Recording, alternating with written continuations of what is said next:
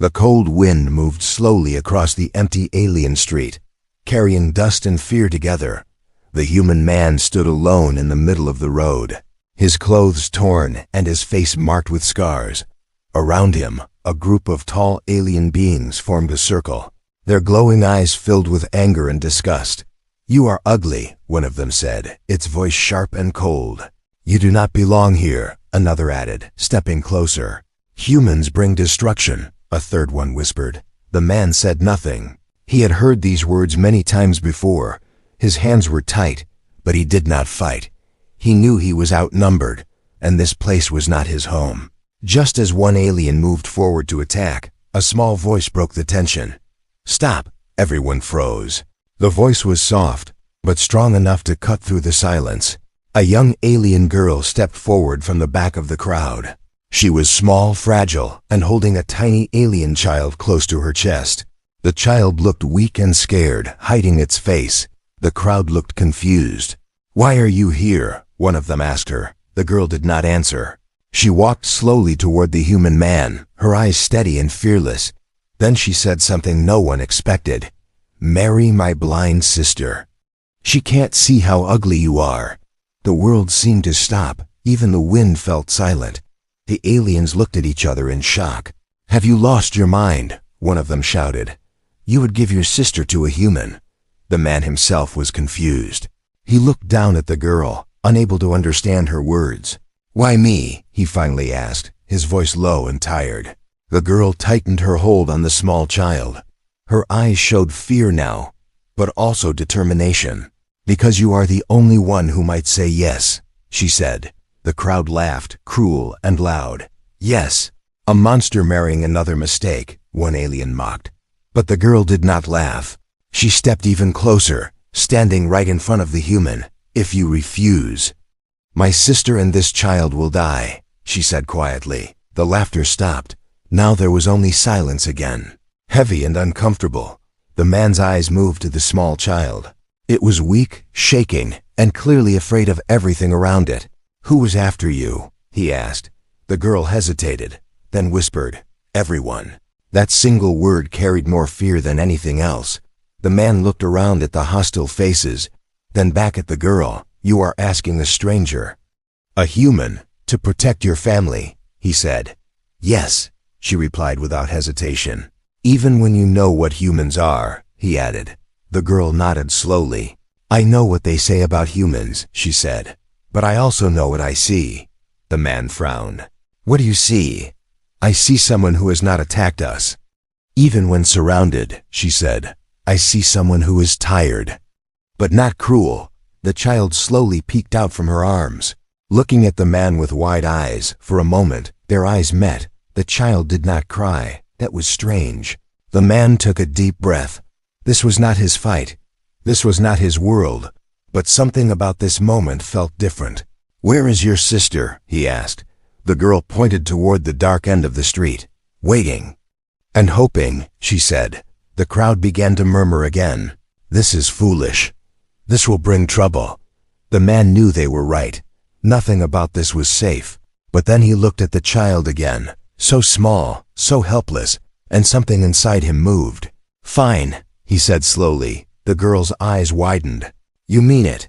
"I will meet her," he replied. "But I make no promises." That was enough. Relief filled the girl's face for the first time. "Thank you," she whispered. But the moment did not last long. A loud mechanical sound echoed in the distance. The ground shook slightly. The man's expression changed instantly. He knew that sound. "Too late," he muttered. The girl turned in fear. "They found us." Lights appeared in the sky, moving fast toward them. The crowd began to panic and scatter. "No, no, no," the girl whispered, holding the child tightly.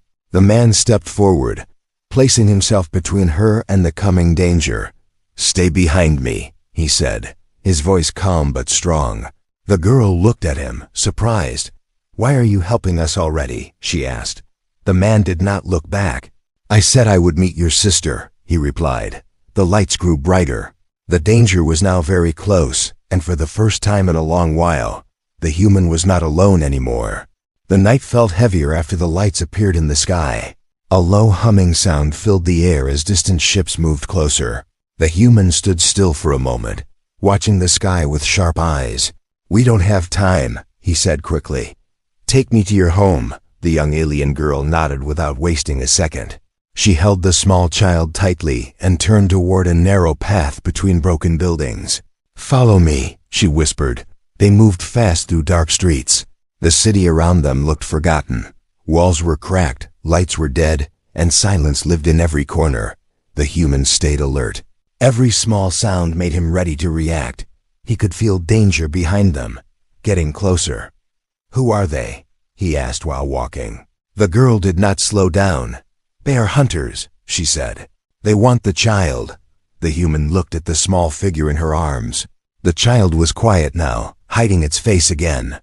"Why?" he asked. The girl hesitated. "I don't know everything," she said. "But they have been chasing us for a long time." They turned into a small alley and stopped in front of an old metal door. The girl pressed her hand on a hidden panel. The door opened slowly with a soft sound. "Inside," she said. The human stepped in carefully. The door closed behind them, blocking the outside world. Inside, the place was small but clean.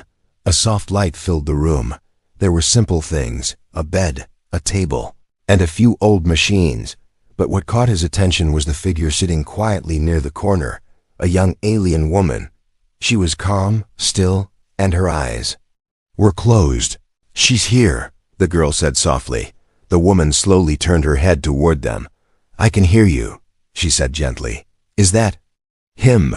Her voice was soft and warm, very different from the harsh world outside. The human stepped forward, unsure what to say. "Yes," the girl answered. "He came." The woman smiled faintly. "Thank you for coming," she said. The human frowned slightly. "You don't even know me," he replied. "I don't need to see you to know that you helped my sister," she said calmly. Her words felt strange to him. No fear, no hate, just trust. "My name is Lyra," she continued. "And you are human." "Yes," he said simply. There was a short silence. "I am sorry for what my sister asked from you," Lyra said softly. "It was not fair," the girl quickly spoke. "We had no choice." "I know," Lyra replied gently. "But still, it is a heavy request." The human crossed his arms. "I haven't agreed yet," he said. "That is okay," Lyra answered, still calm. "You can leave if you want." The girl looked shocked. "Leave?" "But—" Lyra raised her hand slightly, stopping her. "We cannot force him," she said. The child suddenly made a small sound. It slowly reached out its tiny hand toward the human. The human looked down, surprised. The child was no longer hiding. It was looking at him, quietly. "Strange," the girl whispered. "It is not afraid of you." The human slowly moved his hand forward. The child touched his finger, gently. A small moment, but something changed. The room felt warmer. "He likes you," Lyra said with a soft smile. The human pulled his hand back slowly, unsure what to feel. "I am not good with this," he said. "That is okay," Lyra replied. "Neither are we." Suddenly a low warning sound came from one of the old machines. The girl turned quickly. "They found us again," she said, fear returning to her voice. The human's face became serious. "How long?" he asked. "Not long," she answered. "They are scanning the area." Lyra stood up slowly, using her hand to guide herself. "We must move again," she said. "No," the human said firmly. Both sisters looked at him. "We keep running, they will keep chasing," he added. "But we cannot fight them," the girl said. "I can," the human replied quietly. The room fell silent again. Lyra stepped closer to him. "You will risk your life for us?" she asked. The human looked away for a moment. "I don't know why," he said. "But I won't let them take the child." The girl held the child tighter. Hope and fear mixed in her eyes. "You don't even know what the child is," she said. "Then tell me," he replied. The girl shook her head slowly. "If I tell you, you may leave." The human gave a small, tired smile. "I haven't left yet," he said. Before anyone could say more, a loud sound echoed outside. Something heavy landed near the building. Dust fell from the ceiling. "They are here," the girl whispered. The human stepped toward the door, his body now tense, ready. "Stay inside," he said. Lyra reached out slightly. "Be careful," she said softly. The human paused for a second. No one had said those words to him in a long time. Then he opened the door and stepped into the darkness outside. And for the first time, he was not running away from danger. He was walking straight toward it. The cold air outside felt sharp against his skin. The human stepped out slowly, his eyes scanning the broken street. The night was no longer quiet. A large ship hovered above the buildings, its blue lights cutting through the darkness. Smaller drones moved around it like hunting insects, searching, watching. "They are faster this time," he murmured to himself. The ground shook as two armored figures landed heavily in front of him. Their bodies were covered in dark metal suits, their faces hidden behind glowing masks. "Target located," one of them said in a mechanical voice. "Hand over the child," the other added. The human stood still. His expression did not change. "I don't think so," he replied calmly. The soldiers raised their weapons. "You are interfering with a high command order," one warned. The human gave a small, dry smile. "I've ignored worse orders," he said. Without another word, the first soldier fired. A bright energy blast shot toward him, but the human moved faster. He stepped to the side, the blast missing him and hitting the wall behind. Before the second soldier could react, the human was already in front of him. He grabbed the weapon and crushed it with force. The soldier tried to strike back, but the human blocked it easily. His movements were sharp, trained, and controlled. "You're not just a survivor," the first soldier said, stepping back. "You're a fighter." The human said nothing. But inside, old memories were waking up. Fire, war, destruction, a past he tried to leave behind. The second soldier charged again, this time faster, stronger. The human took the hit, sliding back slightly. Pain flashed across his face, but he did not fall. Instead, he pushed forward, striking back with more force. The soldier crashed into the ground, unable to stand again. The first soldier activated a signal. "We need backup," he said quickly. Above them, the ship responded. More lights turned on, more drones moved down. The human looked up, his jaw tight.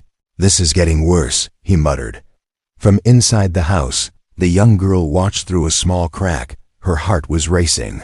"He's fighting them alone," she whispered. Lyra stood behind her, calm but tense. "I can hear it," she said softly. "He is strong, but not safe." The child made a small sound, almost like it was reacting to the battle outside.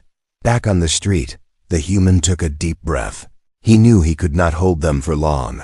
"Then I end this quickly," he said under his breath. The first soldier rushed him again, but this time, the human did not hold back. His movements became faster, more dangerous. Every strike was precise, every step planned. Within seconds, the soldier was down, unable to move. Silence returned for a brief moment, but not for long. The sky lit up again. More enemies were coming. The human clenched his fists. "This never ends," he said quietly. Suddenly, a small voice spoke behind him. "Stop." He turned quickly, surprised. The young girl was standing there, holding the child. "I told you to stay inside," he said, slightly angry. "You cannot win alone," she replied, her voice shaking. "I don't need to win," he said. "I just need time." The child suddenly reached out again, but this time, something was different. A faint glow appeared around its small hand. The human noticed immediately. "What is that?" he asked. The girl stepped back slightly, fear in her eyes. "This is why they are chasing us," she said. The glow grew stronger for a second, then disappeared. The human stared at the child, now understanding. "This child is not normal," he said. "No," the girl replied. "It is the last of its kind." Before he could ask more, a loud voice echoed from above. "Confirmed," a voice from the ship announced. "The target is active." The human looked up, his face darkening. "They saw that," he said. The girl's hands trembled. "We have to run," she whispered. The human shook his head slowly. "No more running," he said firmly. The girl looked at him in shock. "What do you mean?" He stepped forward, placing himself between her and the sky. It means they don't leave this place tonight, he said. More drones descended, surrounding them from all sides. The danger was now everywhere. From inside the house, Lyra stepped closer to the door, her hand touching the wall lightly. I can feel it, she whispered. The storm has begun. Outside, the human took one last breath. His past was no longer something he could hide. If he wanted to protect them, he would have to become the very thing the galaxy feared. And this time, he would not hold back. The night exploded into chaos as more drones dropped from the sky. Their red lights blinked like angry eyes, locking onto the human and the child. The human stepped forward, his body tense, his eyes cold. Get back inside, he said to the girl. But now, he said firmly. The girl hesitated for a second, then turned and ran back toward the house, holding the child tightly. The door closed behind her with a soft but final sound. Now the human stood alone again. But this time, something inside him had changed.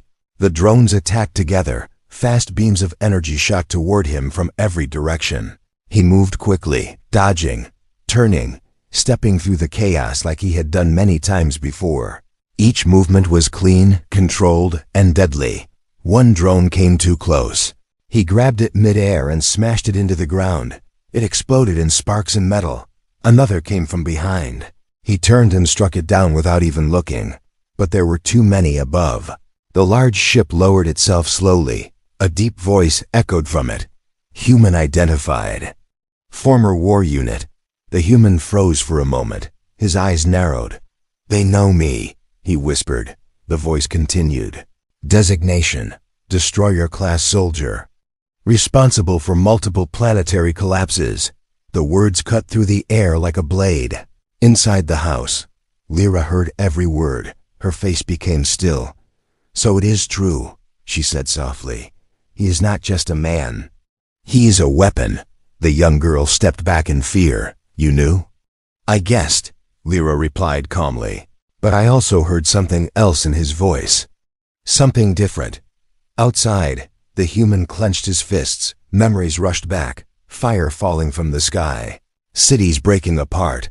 Voices screaming in fear. I left that life, he said quietly. I am not that person anymore. The voice from the ship responded coldly. You cannot escape your design. More soldiers dropped from the ship. Stronger than before. Faster, better armed. Final warning, the voice said. Step aside and surrender the child. The human looked toward the house behind him, then back at the enemies. No, he said simply. The battle began again. This time, it was harder. The new soldiers moved with precision. They attacked together, forcing him back step by step. He blocked, struck, and moved. But they were trained to fight someone like him. One hit landed on his side. He felt the pain but ignored it. Another came from above. He barely avoided it. They are learning, he muttered. Inside the house, the child began to glow again, stronger this time. The young girl looked down in fear. It's happening again, she said. Lyra moved closer, placing her hand gently on the child. Do not be afraid, she whispered. But if they see this, they already have, Lyra said calmly. Outside, the human was pushed to one knee, breathing heavily now. You cannot win, one soldier said, stepping closer. The human slowly stood up again, his eyes now darker, more intense. I don't need to win, he replied. I just need to protect them. The soldier attacked again. But this time, the human moved differently. Faster, sharper, more dangerous, within seconds. 2 soldiers were down, their armor broken, their weapons useless. The remaining one stepped back slightly. He is increasing output, one of them said. Above, the voice from the ship spoke again. Then we removed the source. A large weapon began to charge under the ship. A bright light forming, aimed directly at the house. The human saw it. His eyes widened. No. Inside, the girl saw the light through the window. They are targeting us, she cried. The child's glow became stronger. The room filled with soft energy. Lyra stood still, her face calm even now. It has begun, she said, outside. The human pushed forward with everything he had. Breaking through the remaining soldiers, he ran toward the house as fast as he could. The weapon above reached full power. "Fire!" the voice commanded. A massive beam of energy shot down from the sky. "No!" the human shouted. At that exact moment, the child released a burst of light. The beam hit the house, and everything disappeared in a blinding flash. Silence followed. The street was gone. The drones were gone. Even the air felt different. The human slowly opened his eyes. He was still standing. The house was still there, and around it, a glowing shield of soft light. He looked toward the door, shocked. Inside that light, the child had protected them all, and now everything had changed. The light around the house slowly faded, but the silence it left behind felt even heavier. The light around the house slowly faded, but the silence it left behind felt even heavier. Smoke drifted through the broken street, and pieces of metal from destroyed drones lay scattered everywhere. The human stood still, breathing hard, his body covered in small wounds. His eyes were fixed on the house. "It protected us," he said quietly. The door opened slowly. The young girl stepped out first, still holding the child. Her hands were shaking, but her eyes were filled with something new. Not just fear, but hope. "You saw it," she whispered. The human nodded. "Yes," he replied. Behind her, Lyra walked out carefully, her steps slow but steady. She could not see the destruction around her, but she could feel the change in the air. "The child used its power," she said softly. "The secret we tried to hide is no longer hidden." The human looked at the child again. It looked tired now, weak, resting quietly in the girl's arms. "How long can it do that?" he asked. "Not long," the girl answered. "Every time it uses that power, it becomes weaker." The human's expression grew serious. "Then they will come again," he said. "Yes," Lyra replied calmly, "and next time, they will not underestimate us." For a moment, no one spoke. The night felt still, but not safe. The human finally turned away, looking at the dark sky. "You should leave this place," he said. "They will bring more ships, more soldiers." The girl shook her head quickly. "We have been running for years," she said. "There is nowhere left to go." The human remained silent. He understood that feeling. Lyra stepped closer to him. "Then perhaps we stop running," she said. He looked at her, surprised. "You are asking for a war," he replied. "I am asking for a chance to live," she said gently. Her words stayed in the air, simple but heavy. The child made a small sound. Its tiny hand reached out again, toward the human. This time, the human did not hesitate. He stepped forward and let the child hold his finger. The girl watched closely. "He trusts you," she said softly. The human looked down at the child. "Maybe," he said. "Or maybe it doesn't know what I am." Lyra tilted her head slightly. "And what are you?" she asked. The human did not answer right away. Instead, he slowly pulled his hand back and turned away. "I was a soldier," he said finally. "A weapon made to destroy enemies." The girl's face changed. "You mean what they said was true?" "Yes," he replied. "I have ended lives. More than I can remember." Silence filled the space again. "But that was before," he added quietly. "I left that life behind." "Why?" Lyra asked softly. The human closed his eyes for a moment. "Because I saw what I had become," he said, "and I didn't want to be that anymore." The girl looked down at the child, then back at him. "And now," she asked, "what are you?" The human gave a small, tired smile. "I don't know," he said. That answer felt more honest than anything else. Lyra stepped closer, reaching out slowly. Her hand stopped just before touching his arm. "You are someone who stayed," she said gently, "when you had every reason to leave." The human did not move. Outside, the distant sound of engines echoed again, faint, but growing. "They are coming back," the girl whispered.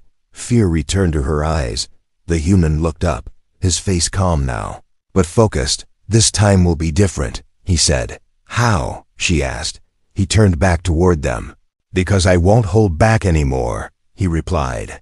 The girl felt both fear and relief at his words. "But if you fight like before, you may become that person again," she said. The human looked at her, then at the child. "I won't fight for war," he said. "I will fight for you." Those words changed something. The girl's shoulders relaxed slightly. Lyra smiled softly. "Then you are no longer a weapon," she said. "You are a protector." The human said nothing, but for the first time, he did not disagree. The child made a soft sound, almost like a laugh. The moment felt warm, even in the middle of danger. But it did not last long. The sky above lit up again. More ships appeared, bigger than before. "This is it," the human said quietly. The girl held the child tightly. "What do we do?" she asked. The human stepped forward, standing in front of them once more. "We stand," he said. Lyra lifted her head slightly. "I cannot see the world," she said softly. "But I can feel this moment." She placed her hand gently on his arm. "And I trust you." The human took a deep breath. For the first time in a long time, he was not fighting because he was ordered to. He was fighting because he chose to. And this time, he had something worth protecting. Smoke drifted through the broken street, and pieces of metal from destroyed drones lay scattered everywhere. The human stood still, breathing hard, his body covered in small wounds. His eyes were fixed on the house. "It protected us," he said quietly. The door opened slowly. The young girl stepped out first, still holding the child. Her hands were shaking, but her eyes were filled with something new, not just fear, but hope. "You saw it," she whispered. The human nodded. "Yes," he replied. Behind her, Lyra walked out carefully, her steps slow but steady. She could not see the destruction around her, but she could feel the change in the air. "The child used its power," she said softly. "The secret we tried to hide is no longer hidden." The human looked at the child again. It looked tired now, weak, resting quietly in the girl's arms. "How long can it do that?" he asked. "Not long," the girl answered. "Every time it uses that power, it becomes weaker." The human's expression grew serious. "Then they will come again," he said. Lyra replied calmly. "And next time, they will not underestimate us." For a moment, no one spoke. The night felt still, but not safe. The human finally turned away, looking at the dark sky. "You should leave this place," he said. "They will bring more ships, more soldiers." The girl shook her head quickly. "We have been running for years," she said. "There is nowhere left to go." The human remained silent. He understood that feeling. Lyra stepped closer to him. "Then perhaps we stop running," she said. He looked at her, surprised. "You are asking for a war," he replied. "I am asking for a chance to live," she said gently. Her words stayed in the air, simple, but heavy. The child made a small sound. Its tiny hand reached out again, toward the human. This time, the human did not hesitate. He stepped forward and let the child hold his finger. The girl watched closely. "He trusts you," she said softly. The human looked down at the child. "Maybe," he said. "Or maybe it doesn't know what I am." Lyra tilted her head slightly. "And what are you?" she asked. The human did not answer right away. Instead, he slowly pulled his hand back and turned away. "I was a soldier," he said finally. "A weapon made to destroy enemies." The girl's face changed. "You mean what they said was true?" "Yes," he replied. "I have ended lives. More than I can remember." Silence filled the space again. "But that was before," he added quietly. "I left that life behind." "Why?" Lyra asked softly. The human closed his eyes for a moment. "Because I saw what I had become," he said. "And I didn't want to be that anymore." The girl looked down at the child, then back at him. "And now," she asked, "what are you?" The human gave a small, tired smile. "I don't know," he said.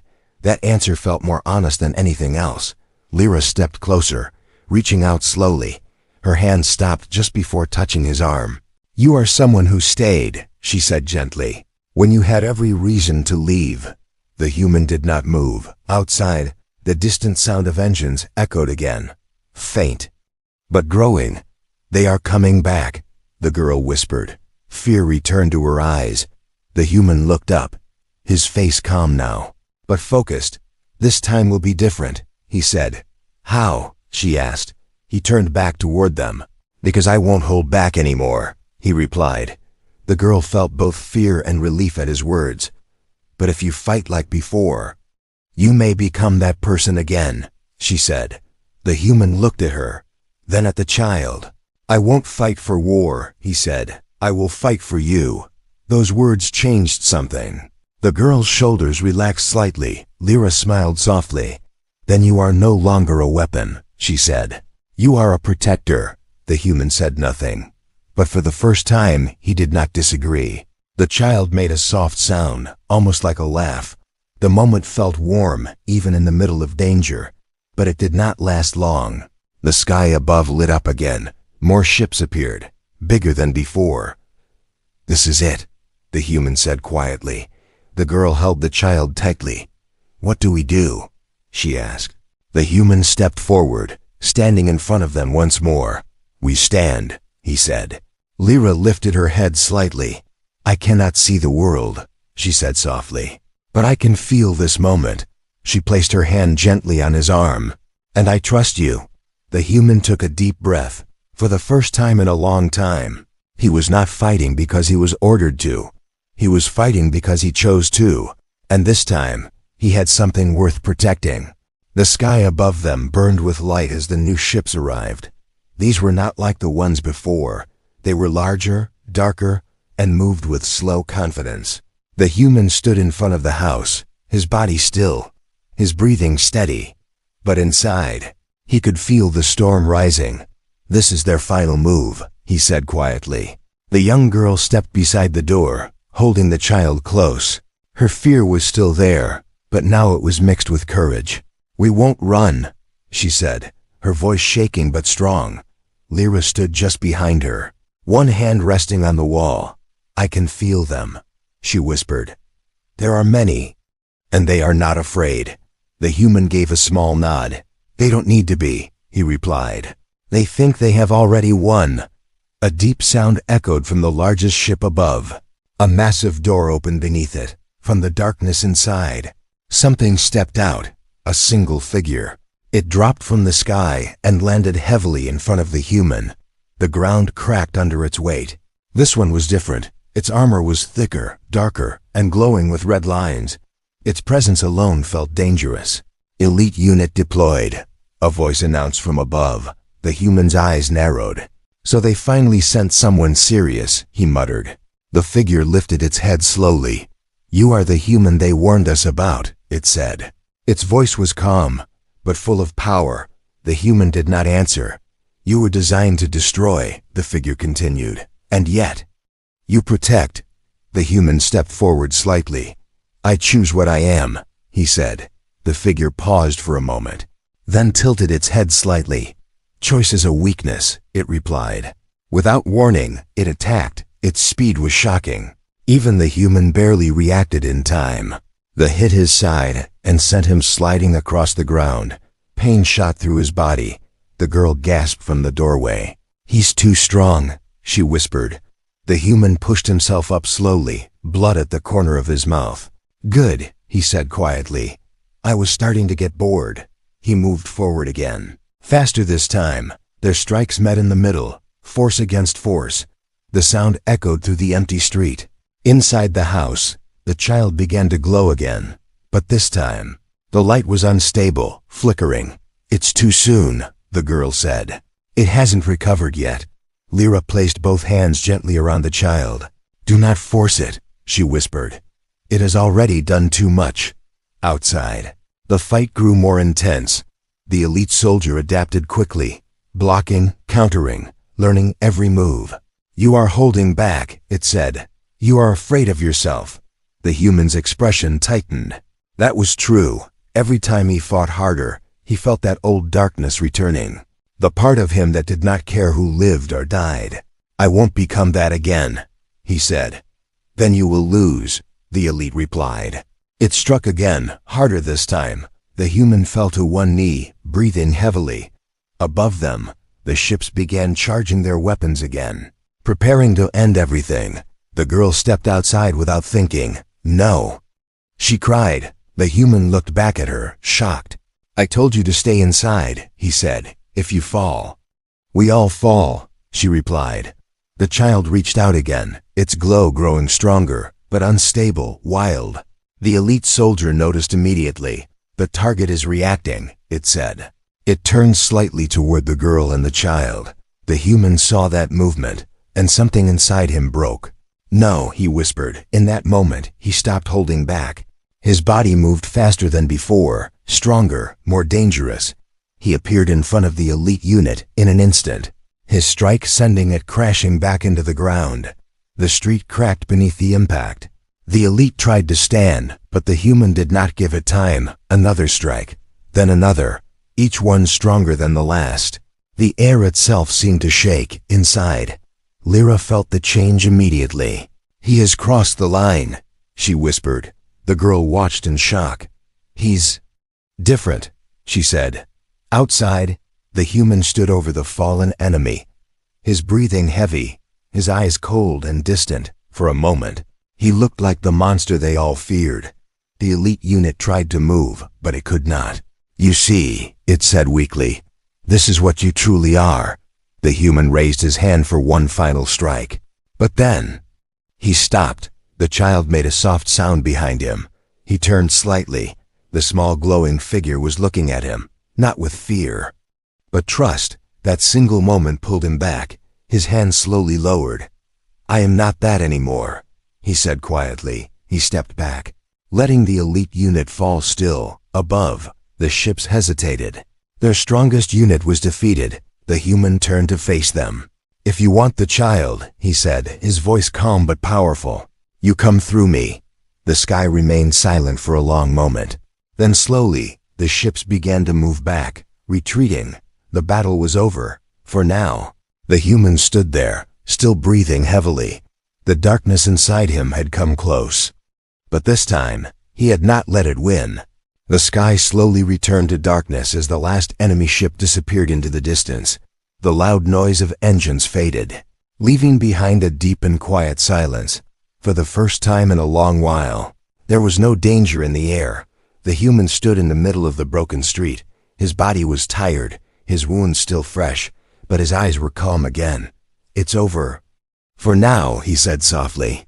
Behind him, the young girl stepped forward slowly, still holding the child. Her hands were no longer shaking. "They are gone," she whispered, almost unable to believe it. The human nodded slightly. "Yes," he replied. The child made a soft, happy sound. Its glow was gone now, replaced by quiet warmth. It reached out toward the human again. This time, the human did not hesitate at all. He stepped closer and gently held the child in his arms. The girl watched carefully, but there was no fear in her eyes anymore. "You saved us," she said, her voice full of emotion. The human looked down at the child. "I didn't do it alone," he replied. Lyra slowly walked out of the house, her steps careful but steady. The soft wind touched her face as she stopped near them. "I can feel it," she said quietly. "The danger has passed." She turned her face slightly toward the human. "You are still here," she added. The human gave a small smile. "I said I would stay," he replied. There was a gentle silence between them, not empty but peaceful. The girl stepped closer. "What happens now?" she asked. The human thought for a moment, then looked at the broken street around them. "We rebuild," he said. "We stop running." The girl nodded slowly, for the first time. "That feels possible," she said. The child rested quietly in the human's arms, its small hand holding onto his clothes, as if it had already chosen where it belonged. Lyra took a step forward, her hand reaching out slowly, searching. The human noticed and moved slightly closer. Her fingers gently touched his arm first, then slowly moved upward. The girl watched in silence. Lyra's hand finally reached his face. She paused for a moment, as if feeling every line, every scar, every mark. The human stood completely still, his breath quiet. "I still cannot see you," Lyra said softly. Her fingers traced the scars that others had feared. "But I can feel who you are," she continued. The human closed his eyes for a brief moment. "And you are not ugly," she said gently. Those words were simple, but they carried more weight than anything he had ever heard. For so long, he had only been seen as a weapon, a monster, something broken. But now, for the first time, Someone saw something else. The girl smiled softly. I told you, she said. My sister sees more than anyone. The human gave a quiet laugh, a rare and honest one. Maybe she does, he replied. The child made a soft sound again, almost like it was agreeing. The moment felt warm, like something new was beginning. Not just survival, but life. The human looked at both of them, then at the small child in his arms. I don't know what kind of future we will have, he said. But I know one thing, he added. The girl and Lyra both listened carefully. I won't let anyone take this away from us, he said. Lyra lowered her hands slowly, a peaceful smile on her face. Then we are not alone anymore, she said. The girl nodded. Yes. We are a family now. The word felt strange at first, but also right. The human looked down at the child again. Family, he repeated quietly. The wind moved gently through the broken street, but now it did not feel cold. The darkness of the past was still there, but it no longer controlled him. He had made a choice, not to destroy, but to protect. And that choice had changed everything. Far away, in the deep space beyond their world, the enemy ships watched silently. This is not over, a voice said coldly, but for now. On this small, broken world, hope had won. The human stood beside the two sisters and the child, not as a weapon, not as a monster, but as something far more powerful. Someone who chose to care, and for the first time in his life, he was not alone.